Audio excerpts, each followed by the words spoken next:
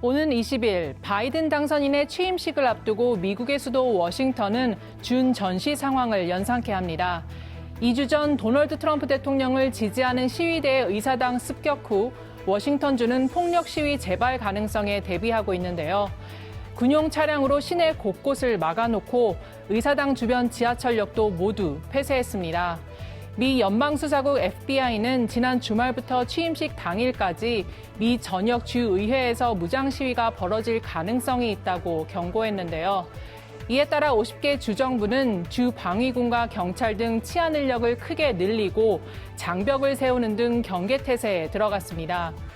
주말 동안 텍사스와 미시간, 오하이오 등 의사당 주변에서 시위가 열리기는 했지만 삼엄한 경계 탓인지 무력 시위로 번지지는 않았는데요. 바이든은 취임 직후 트럼프 지우기에 나설 것으로 전망됩니다. 그는 취임 첫날에만 트럼프 행정부의 대표적 정책들을 뒤집는 약 12개의 조처에 서명할 계획인데요. 여기에는 파리 기후협정 재가입과 이슬람 국가 여행금지 조치 해제, 마스크 착용 의무화 등이 포함됩니다. 바이든 정부를 향한 여론은 일단 우호적으로 보입니다.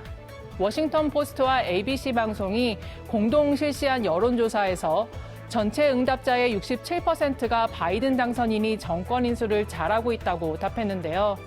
앞으로 미국을 잘 이끌어 나갈 것인가에 대한 답은 반반으로 나뉘었습니다. 코로나19 대응을 비롯한 현안이 산적해 있고 정치적, 사회적 갈등이 심각한 상황에서 바이든은 갈라진 미국을 봉합하기 위해 어떤 리더십을 보여줄까요? 미국이 올해 1분기 안으로 화이자와 모더나 외에 2종의 추가 백신을 확보하게 될 것으로 보입니다.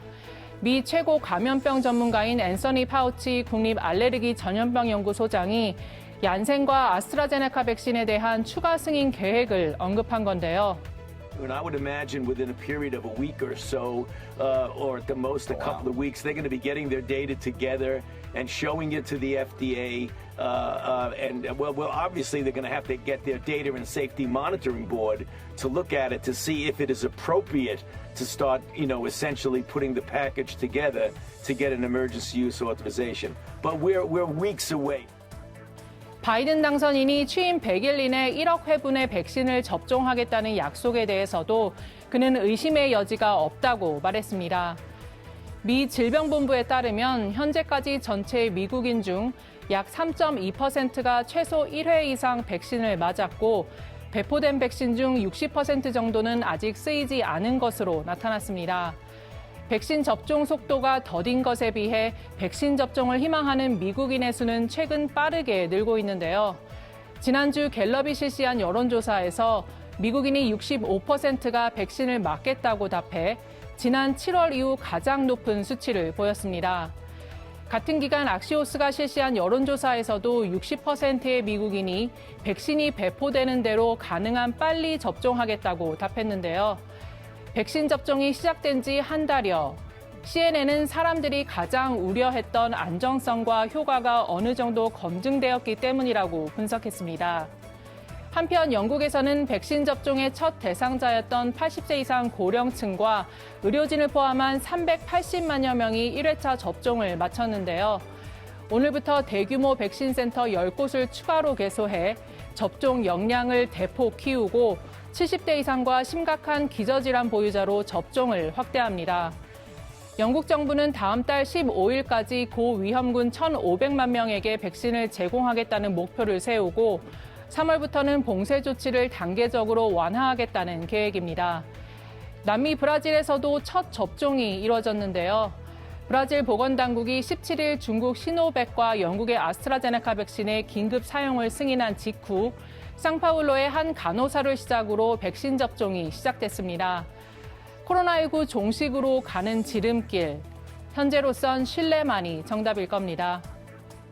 세계에서 가장 더운 곳 중 하나인 아프리카 사하라 사막에 눈이 내렸습니다. 마치 하얀 담요로 뒤덮인 것처럼 눈이 소복히 쌓였는데요. 이번 눈은 아프리카 대륙을 관통하던 차가운 고기압이 사막으로 이동하면서 저온 현상을 일으켰기 때문이라고 합니다. 사하라 사막에는 지난 1980년과 2017년, 2018년에도 눈이 내린 바 있는데요. 영국 데일리 메일은 지난 수십만 년 동안 사하라 사막의 온도와 습기가 변해왔다며 15,000년 후에는 사막에 식물이 자랄 수도 있다고 전했습니다. 아프리카 사하라뿐 아니라 중동 사우디아라비아도 기온이 영하 2도로 급격히 떨어지면서 일부 사막 지역에 눈이 내렸는데요. 스페인에는 이런 속담이 있다고 하죠. 신은 항상 용서하고 인간은 때때로 용서하지만 자연은 결코 용서하지 않는다. 계속해서 자연이 인간에게 보내는 이상신호, 더 이상 간과해서는 안 되겠습니다. 지금까지 온세계 안미연이었습니다.